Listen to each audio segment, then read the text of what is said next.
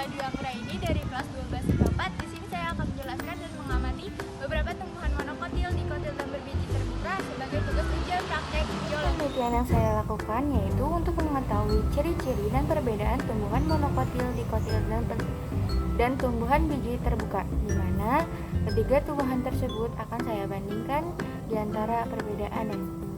Sebelumnya, saya akan menjelaskan terlebih dahulu apa itu tumbuhan monokotil, dikotil, dan berbiji terbuka. Tumbuhan monokotil adalah tumbuhan yang memiliki biji berkeping satu, sedangkan tumbuhan dikotil adalah tumbuhan yang memiliki biji berkeping dua. Sedangkan tumbuhan biji terbuka adalah biji atau berbuah biji selalu yang terlindungi penuh oleh bakal buah, sehingga tidak dapat terlihat dari luar. Cara kerja saya dalam meneliti hasil pengamatan yaitu saya merekam beberapa bagian-bagian tumbuhan dikotil, monokotil, dan biji terbuka di bagian batang, daun, akar, dan juga bunga.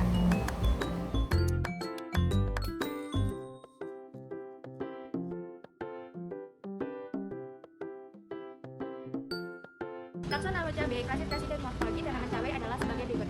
Divisi Sprematophyta, subdivisi Angiospermae, kelas Dicotyledonneae, ordo Solanales, famili Solanaceae, genus Capsicum, spesies Capsicum annum L.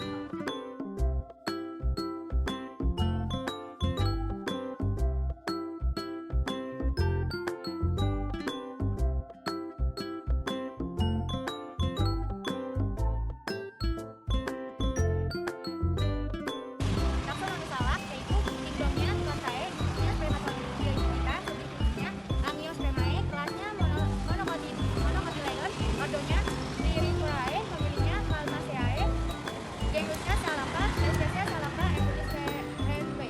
Dari klasifikasi tersebut memberikan penjelasan adanya tanaman salak beserta keluarga dari tanaman itu sendiri.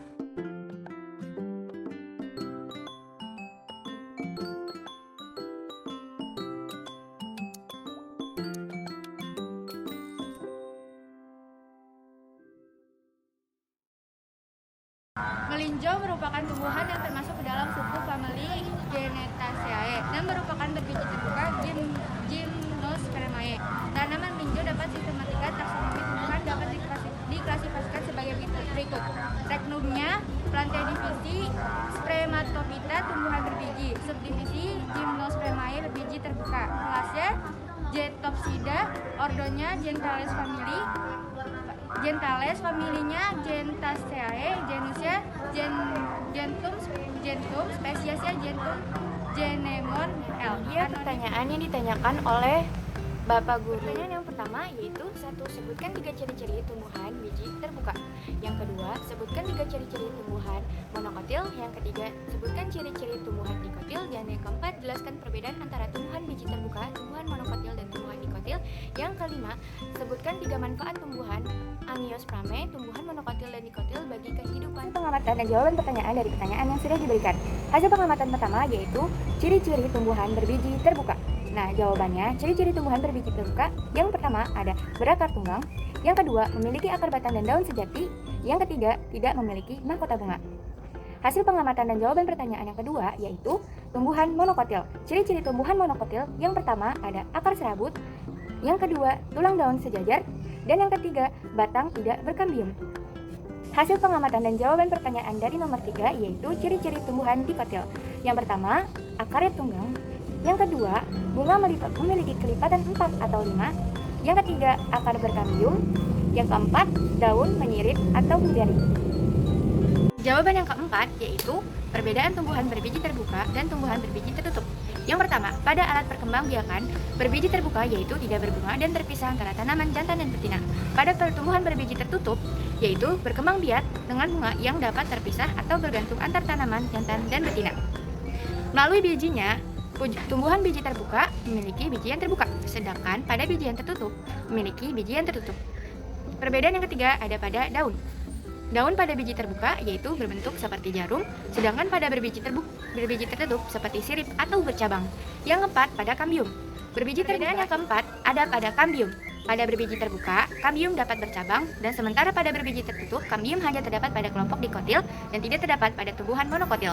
Yang kelima, pada proses pembentuk penyebukan. pada biji terbuka, penyerbukan sebagian besar dibantu oleh angin. Sedangkan pada biji tertutup dibantu oleh hewan seperti serangga.